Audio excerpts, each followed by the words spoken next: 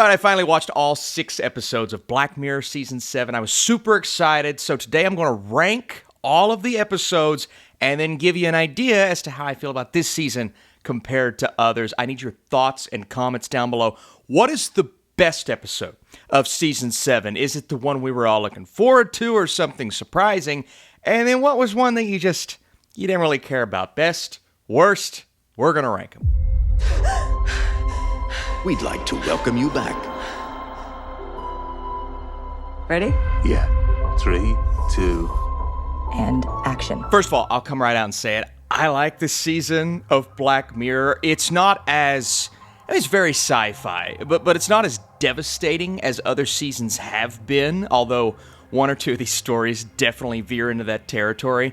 But I really like the creativity with almost every episode in this season. Even though some of the ideas come short, conceptually, I feel like I would really enjoy them on paper. And so, again, I want to know where your thoughts fall. I'm going to start at the bottom, and I don't think this is a terrible episode of Black Mirror. I just feel as if these ideas were a little shortchanged by the end. And this is episode 4. It's Plaything, which has a great cast. We're going back to what I said earlier, conceptually on paper. I feel as if this episode would have really worked, but execution-wise, it just kind of falls short. Now, this may feel, out of all the episodes, the most old-school Black Mirror. It also really feels like Bandersnatch because we're revolving around a video game here, except the real-life implications probably push it a bit further. A lot of this episode takes place in the future, in London, and there's a murder suspect that is linked to this video game from the 1990s. So we're in the present, future, and going back to the past. So there's a Peter Capaldi performance, a Louis Gribben performance that is really good, and then obviously Will Poulter, who's always popping up in Black Mirror. I just feel as if the ideas presented in this episode were the most scattered. I think it's going to have its fans. This could be one of the more divisive ones because it has that old school, very high-tech, retro, futuristic look and feel to it. It's very dark, both tonally and visually, and you have a rock star performance from Peter Capaldi. So all of the ingredients you have to make something that could have been special, but the execution, and then you get almost to the end of the episode, which is a shorter one, maybe too short for its own good, you're going to get immense payoff here, and you just don't.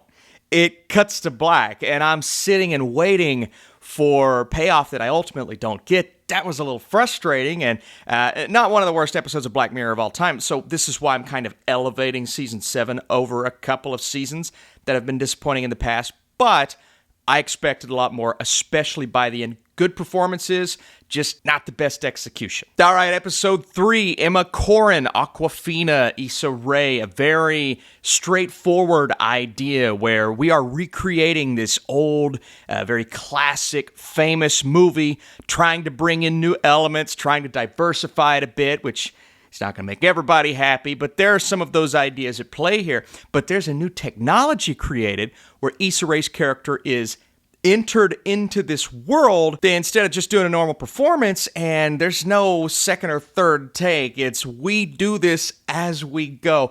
And so part of that is like, all right, you have to really push believability to the side. She only had a day notice. How is she able to memorize her life? Yada, yada, yada. All right, we're not worried about that.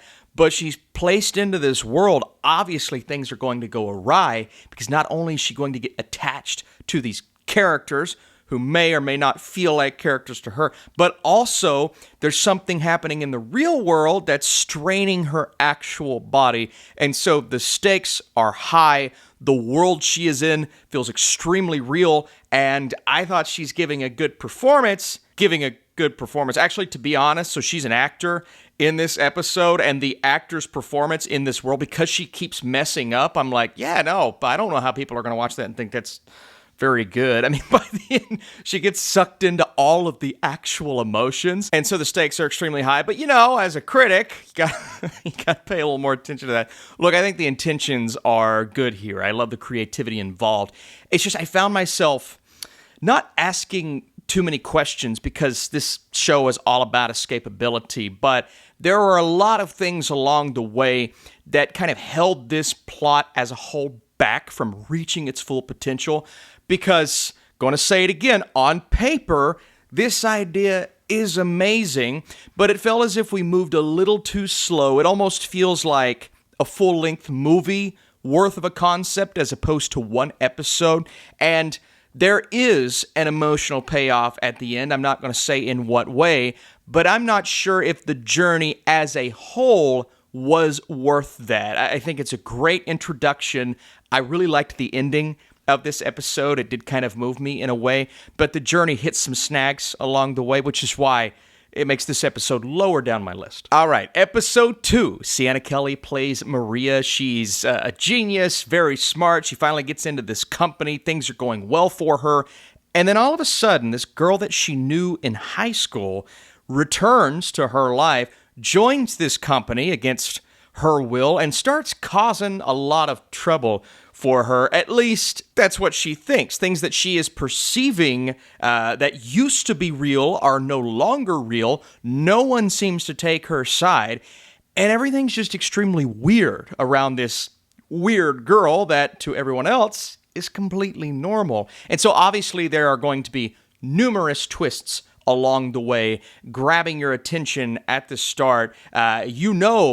Our main character isn't crazy. At least you think you know. She's not crazy. Maybe it's a false perspective. Maybe things are actually going wild around her. But the answers to our question are as wild and insane as you could imagine. And I thought the creativity through this episode was both cliche, yet through the roof when it comes to where we end up by the end. And it tells you all about our title character's personality, all about our bad character's personality, and not that you're shifting which side you're on as a viewer, but I just really found the way that they handled both of these characters to be super entertaining. And speaking of entertaining, the way this episode ends off is ridiculously entertaining, very over the top, but it almost works with the vibe of the rest of the episode. And so I think what puts this further down my list is the lack of an emotional connection like I have to the other episodes above it.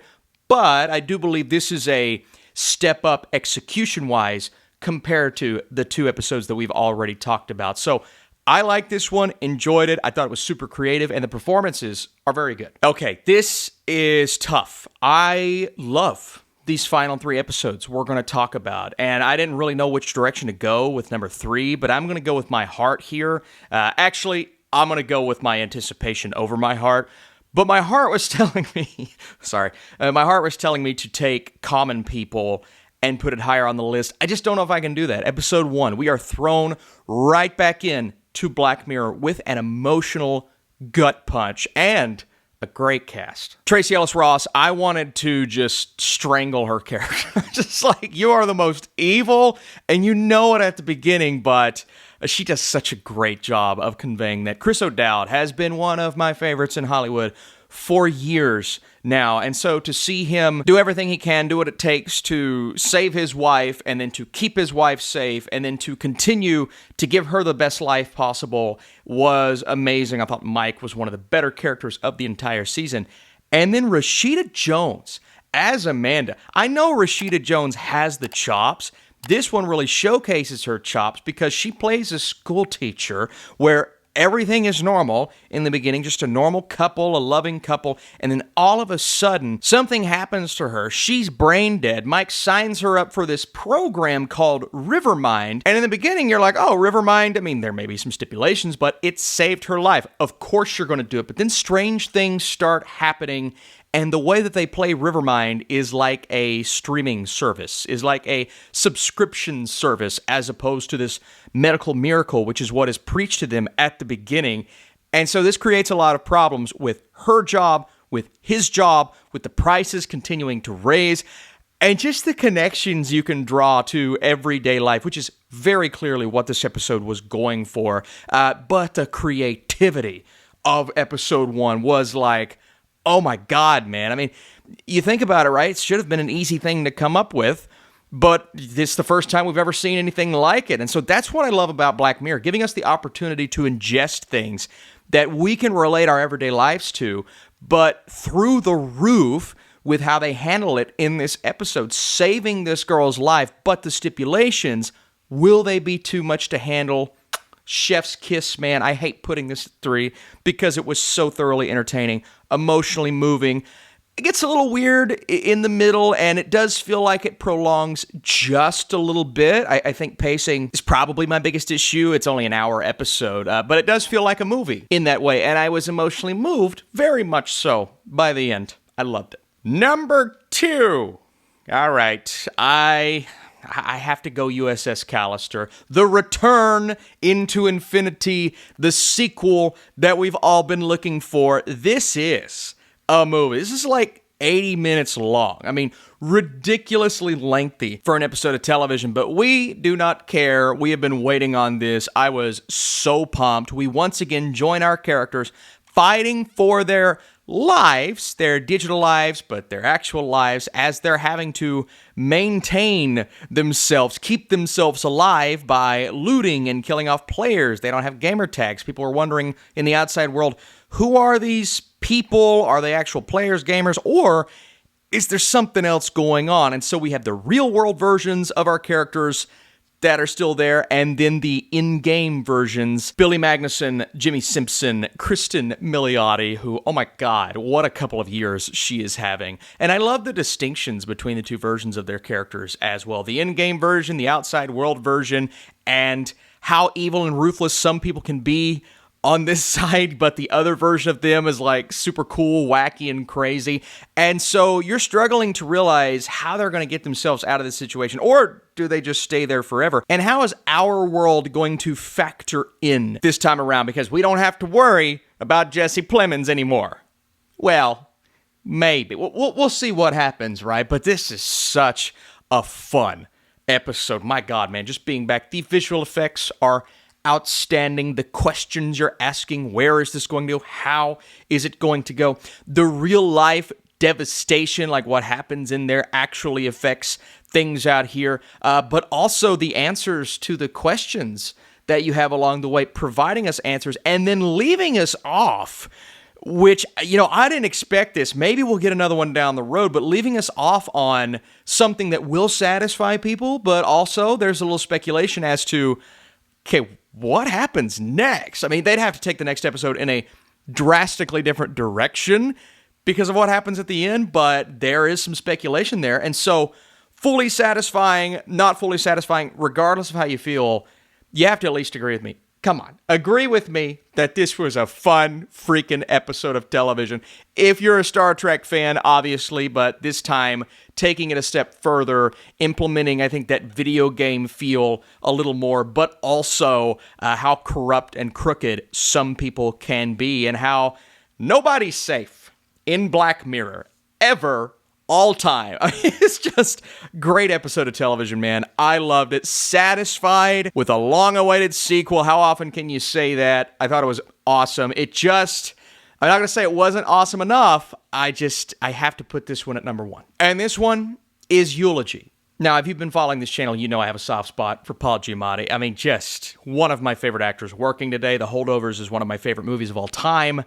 I did not think this would move me. I did not think this would make me as emotional as it did. It's a shorter episode at only 45 minutes, but my God, I was devastated by the end of this, and I didn't think I would be. It just seems so silly. It's about a guy who's invited to a funeral. He's given this groundbreaking technology that allows him to literally step inside photographs and bring all of these memories back. And while bringing those memories back, he starts to rethink these situations, and this kind of gives him a new perspective on what happens and sort of some closure as to what happened at this integral point in his life. I'm not going to say any more than that, but he's also got this digital guide, or this guide along the way. I won't say who that inevitably is. I mean, there's just so many things about this episode that were very simple, sweet, short, and this is not Black Mirror 101. I mean, technology-wise, it's very inventive and creative, but it's not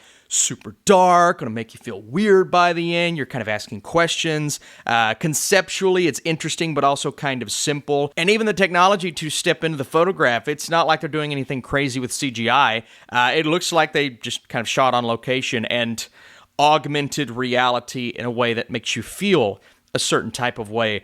but the level of emotions in this one, this and episode 1, by far the two most emotional episodes, and I wouldn't fault anyone if one was their favorite, if this was their favorite, or of course USS Callister, but I just loved this performance from Paul Giamatti. He put everything into this, and he didn't have to, because it's a Black Mirror episode, but I really felt him, man, because there are moments in our lives where we just think about what if we would have done something different, or acted in a different way, or responded in a more human kind of way, and how those feelings reciprocate over time. I love this episode. And my top 3, you could, maybe tomorrow I'll feel different. You could switch them wherever you want. I love this one so much. It moved me emotionally. That's why it's my number 1. And overall, Black Mirror, this season was fantastic. Emotionally moving, inventive, creative, slightly jumbled from a story standpoint at times, but conceptually, all 6 episodes swing for the fences with either their ideas or their emotions. And that's what I want with Black Mirror. And so I believe season 7 is one of the stronger seasons. Not my favorite, because there's the shock factor of Black Mirror. There's the, oh my God, that's the most creative thing I've ever seen. And I never really got any of that this season. I just got great emotions. I got really inventive concepts. And, 2 episodes that didn't fully execute in the way that they needed to. But at least you could say, okay, I see what they're going for. They just didn't quite reach those heights. Regardless, where do you fall? What's your ranking? I'd love to see your ranking of season 7. And if you haven't seen the episodes, what are you doing? You've got a weekend. Go check them out and come back here, because I'm about to talk about my favorite movie of the year so far. If you have a prediction as to what that is, let me know. I'll see you soon.